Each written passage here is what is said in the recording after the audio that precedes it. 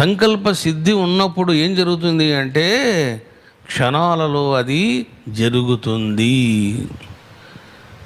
మీరెందుకు ఊరికే మనసు పాడు చేసుకుంటారు? ఆ దైవానికి వదిలేయండి, ఆ బాబాకు వదిలేయండి, ఆ దైవమే చూసుకుంటాడు, మీ ధ్యానం మీరు చేయండి, మీ చింతనలో మీరు ఉండండి అని గురువు అన్నాడు అనుకోండి.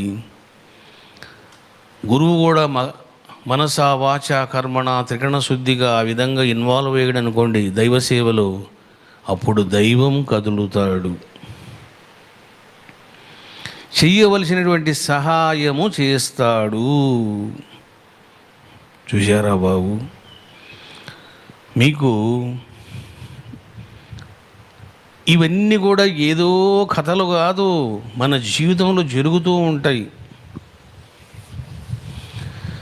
షిరిడి బాబా వారిని ఇష్టం వచ్చినట్లు నిందించడం జరిగింది. నేనేమన్నాను? విమర్శలు వద్దు, గొడవలు వద్దు. సాయిబాబా ఏ విధంగా దేవుడో నేను నిరూపిస్తాను అని చెప్పి శతప్రశ్న శరసంధానం గ్రంథాన్ని షిరిడీలో ఆవిష్కరణ చేయడం జరిగింది. క్వశ్చన్స్ అడిగారు. అడిగింది ఎవరో ఇద్దరో ముగ్గురో కాదు, చాలామంది సన్యాసులు, పీఠాధిపతులు, పండితులు. సాయిబాబా ముస్లిము, సాయిబాబా దేవుడు కాదు అన్నారు. కాబట్టి నేనేం చేశాను? చక్కగా 100 క్వశ్చన్స్కు 100 ఆన్సర్స్ ఇచ్చాను. క్వశ్చన్స్ నేనే ఇచ్చాను, ఆన్సర్స్ కూడా నేనే చెప్పాను. ఆవిష్కరణ అయిపోయింది. నేను షిరిడీకి బయలుదేరుతున్న ఎయిర్పోర్ట్లోనే నాకు ఆదేశం వచ్చింది. ఏమని? నీవు ఆవిష్కరణ పూర్తయిన తర్వాత ఇక గొడవలు, వాదోపవాదాలు చెయ్యరాదు అని ఆదేశం వచ్చింది నాకు. ఎప్పుడు వచ్చింది? నేను ఇంకా హైదరాబాద్ ఎయిర్పోర్ట్లోనే ఉన్నాను, ఇంకా ఫ్లైట్ కూడా ఎక్కలేదు షిరిడీకి. సరే, అనుకున్న ప్రకారమే కార్యక్రమం చక్కగా జరిగింది.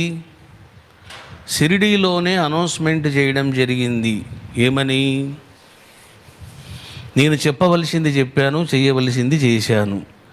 ఇక మీరు కూడా మాట్లాడొద్దు, గొడవ పడొద్దు, వాదోపవాదాలు వద్దు, మాట్లాడితే అది మీ కర్మ, మీ ఇష్టము అని చెప్పేశాను. నా పాటికి నేను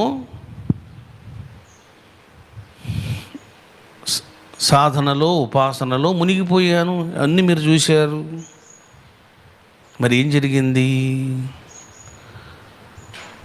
చూశారా? పని కట్టుకొని ఇంకా ఎక్కువ విమర్శలు చేశారు. ఎందుకంటే రుద్రగణం కూడా తీసేశాను నేను. రుద్రగణం వద్దు, ఇంకా వాదోపవాదాలు వద్దు, మీరు ప్రశాంతంగా చెప్పవలసింది చెప్పేసాం, అయిపోయింది అన్నాను. ఇంకా చేయడం జరిగింది.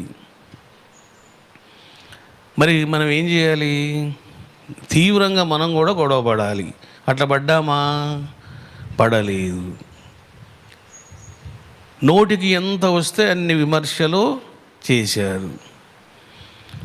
చాలామంది మన భక్తులు కూడా ఈ స్వామి తిక్క స్వామిలా ఉన్నాడు, షిరిడీకి వెళ్ళాడు, బుక్కు రాశాడు, మళ్ళీ వచ్చి మౌనం వహించాడు అని చాలామంది అనుకున్నారు. చాలామంది సాయి తత్వ నిర్వాహకులు కూడా స్వామి ఎందుకు మౌనం వహించారు అని వాళ్ళు కూడా భావించారు. మరి ఏం జరిగింది? ఏమన్నా నేను? దైవానికి వదిలేయండి, ఎంత తిడతారో తిట్టనివ్వండి, ఎంత అంటారో అననివ్వండి, మీరు అటువంటి వీడియోలు చూడకండి, మనసును పాడు చేసుకోకండి, మీ సాధనలో మీరు ఉండండి అన్నాను. చూశారా ఏం జరిగింది? అద్భుతం జరిగింది. ఏమిటా అద్భుతము? చాలామంది సినిమా వాళ్ళు, పెద్ద పెద్ద రాజకీయ నాయకులు, పెద్ద పెద్ద బిజినెస్ మ్యాన్స్ ఏం చేస్తారంటే ఒక ఆర్డర్ తీసుకుంటారు డబ్బులు ఖర్చు పెట్టి, దాన్ని గ్యాగ్ ఆర్డర్ అని అంటారు. అంటే ఎవడో కామెంట్ చేయకూడదు, వీడియో పెట్టకూడదు. మరి ఏం జరిగింది? ఆ గ్యాగ్ ఆర్డర్ని మించిన ఆర్డరు హైకోర్టు నాకు ఇవ్వడం జరిగింది. చూసారా?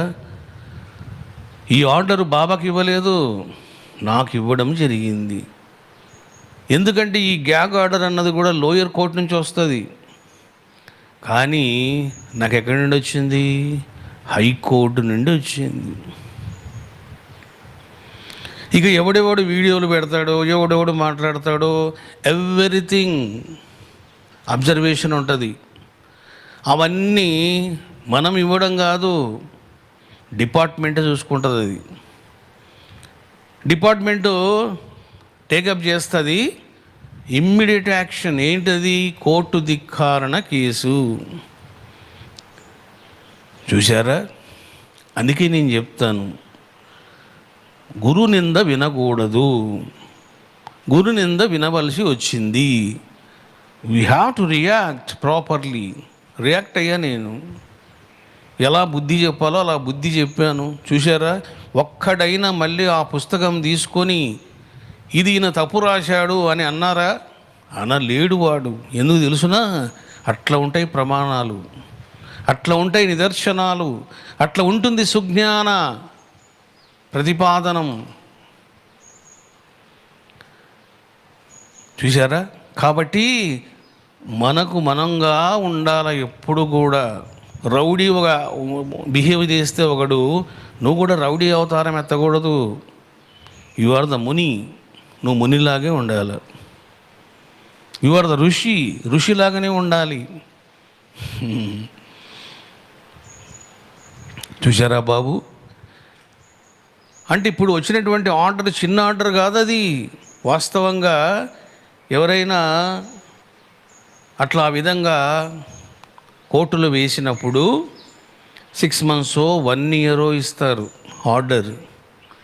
నాకు వచ్చిన ఆర్డర్ ఎటువంటి ఆర్డర్ కాదు, అది ఫర్ ఎవర్ ఆర్డర్. అది మహాపీఠం మీద నా మీద ఎవడైనా ఇంకా విమర్శలు చేస్తే దాని మీద డిపార్ట్మెంట్ కన్ను, ఇంటెలిజెన్స్ డిపార్ట్మెంట్ కన్ను అన్నీ ఉంటాయి. ఇంకా వాళ్ళకు పిలిపించడాలు, ముచ్చటించడాలు ఉండవు, తీసుకెళ్ళి జైలు పడేస్తారు అంతే. ఎందుకు? హైకోర్టు ధిక్కారణ చెయ్యకూడదు, పెద్ద క్రైమ్ అది.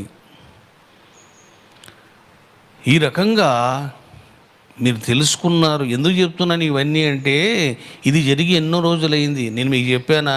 చెప్పలేదు. సందర్భం వచ్చింది కాబట్టి చెప్తున్నా. ఇప్పుడు తండ్రిని చంపేశారు, మరి ముని ఏం చేయాలి? రాజు మీద యుద్ధం చేయాలి.